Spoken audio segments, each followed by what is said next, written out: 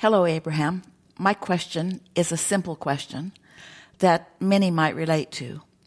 How do we keep on trusting the universe when everything seems to be going in the opposite direction?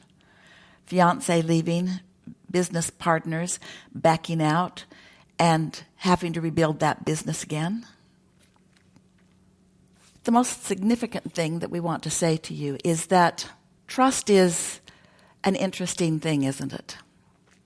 Trust or faith means believing something or believing in something that I don't right now, with my physical senses, have proof for. I can't see it or hear it or smell it or taste it or touch it. And so it's asking a lot of yourself to believe in something for which you have no evidence. But we do not think that that is exactly the way it goes in relationship to this question, because we know for sure that there are so many things that are available for you to observe that can give you, when you focus upon them, a way to trust in the goodness of the universe. We know what you're getting at, though, here, when there are specific things that you want or have been wanting, and they don't seem to be coming about. And we also know that it's difficult when you are in the midst of observing the results of vibration, which are manifestations which really go in opposition to what you want. When you want your fiancé to stay, not leave, or you don't want your business partners to back out, and so forth. But we also want to remind you that words don't teach. So there really isn't anything that we could say to you right now that would convince you to feel other than you are feeling right now. Words are not the answer for a question like this. It is life experience that is. Let us go even further. Let us say that you can't trust necessarily what others are telling you about anything, because sometimes they are telling you what they believe, which is a departure from what you believe. Sometimes they are deliberately distorting things. Sometimes they believe what they are saying, and sometimes they don't. But the most important thing that we're wanting to relay to you here is that we want you to let your life experience show you. In other words, if words don't teach, then what is going to show you how this works? And the thing that confuses you is that if you have been vibrationally out of sync with your own desire, if you have been more aware of what you don't want than of what you do want, then you've been creating or attracting a scenario that you don't want with your vibration, while you've been using words more and more about what you do want, and that's causing the confusion within you because you want to say, I've been saying what I want and I'm not getting it. This is a story that we've told over the years several times. And it's such a good one because it really applies to what we are talking about here. And it's the basis of something that will really help you. Jerry and Esther were sitting on the porch of the first house that they built after they moved to Texas. And it had been a very long, dry spell, and things were really suffering. The little creatures in the bushes were thirsty, and the bushes were thirsty too. As they were sitting on the porch, they were noticing drooping bushes and trees that looked like they were in distress, and it was very hot. And Esther said to us, Abraham, I want it to rain. I want rain. And we said to Jerry and to Esther, why is it that you want the rain? And Esther went on to explain that it was so dry and that the bushes were suffering so, and it was unpleasant to watch.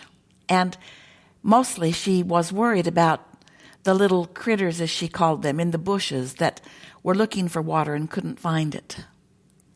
And we said to her, you know, you haven't answered our question. We ask you, why do you want the rain? Esther was confused because she felt like she'd answered the question. And then we explained, we said, Esther, you're telling us why you don't want the drought or why you're not happy with it not raining. but you are not focused upon the rain. You're not telling us why you want rain. And Esther understood then what we were getting at.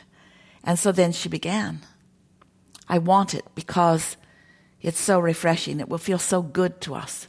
Rain feels so good. It smells so good. She went on to explain how she liked the smell of the dirt after rain had rained on it, and how it would refresh everything, and how the little critters in the bushes would then have something to drink. And we said, now you are creating rain.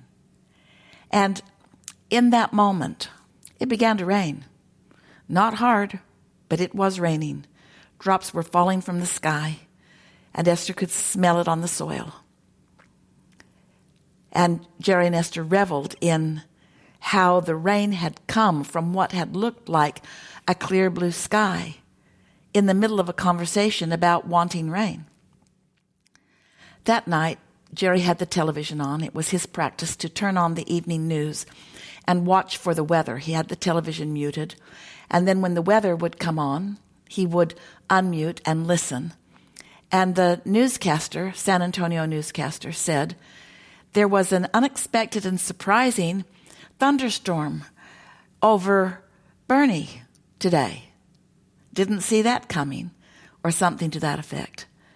And Jerry and Esther were so exhilarated because they knew why there had been an unexpected by most everybody, rainstorm over Bernie that day. They knew that they had asked for it, and they knew they had asked for it in a vibrational place of no longer resisting the rain. And so this is really what we are saying to you. The way you trust the universe to give you what you want is by finding the feeling of trust first. Now, we acknowledge it's easier for Esther to trust something like that because she has a long-standing history, Jerry too, of trusting us, because they've never found anything that we've said to them to be not true or not the way that we have explained that it would be. And we also know that it takes a while, since we really mean it, that words don't teach, for you to find the feeling place of why you want something, and then to experience the feeling of the momentum getting stronger and stronger, and then you getting to witness the manifestation of it. That's how you come to trust. You said, how do we keep on trusting the universe when everything seems to be going in the opposite direction? You can't. When the evidence that you are seeing is going in the opposite direction of what you're asking for, you can't trust because you can't create it under those conditions. But you have to get out ahead of it. You have to start with things that are easier. Start with things that are not so hard for you to trust. Ask the universe to show you something, and then notice that it will.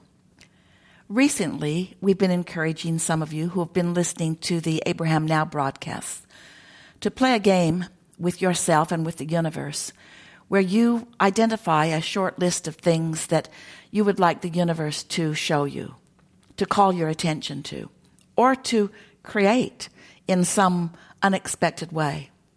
Make a short list.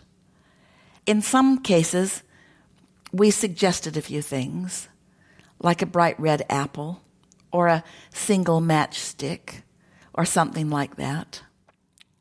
But then we encouraged you to just make your own list, something that you are not all blocked up about and worried about, not something that's been on your desire list for a long time that you're already feeling no trust about, but something that is fresh and not contradicted or not resisted in your vibration. Just make a short list and then set out in your world, not necessarily specifically looking for those things, but just now that you've put them on a list, it is our knowing that you are very likely to see them. And as each thing that you've asked for with no resistance shows up, you'll feel a greater and greater sense of trust that the universe really is responding to you, that you really are in a worthy enough place that you can get what you're asking for. You have to ask, and the universe will deliver. But you have to let it in, and you can't let in what you do not trust. So over time, as you've shown yourself more and more that you can trust, then you can start thinking about some of these bigger things that haven't been coming for a while. But there's an even better way of putting yourself in a position of receiving more of the things that you really want, those things that feel big on your list. And that is, make a decision as soon as you can. Make it now while you're listening to the recording as we're focused here with you. Make the decision that what you most want is to feel good. That what you most want is to feel trusting about your ability to create. Make a decision that you want to find the feeling place of ease and flow and trust. Because we want you to know it will be easier for you to find that feeling of feeling good, feeling easy, feeling happy, feeling joyful. Esther likes the words lighthearted. Decide that you're going to feel more lighthearted more of the time. And then you will begin to notice more avenues for these big things, the things that you think are big things. They are all the same, big or little, castle or button. You can create whatever you want, but not from a place of not trusting. So we know you want proof so you can trust, and we want you to trust so that proof can come. Wayne Dyer, Jerry and Esther's dear friend, some years ago, wrote a book with the best title. Esther never did read the book, but she really liked the title. You'll see it when you believe it. Where most people are saying, I'll believe that when I see it. Well, we get that you would, but you've got to believe it before you see it.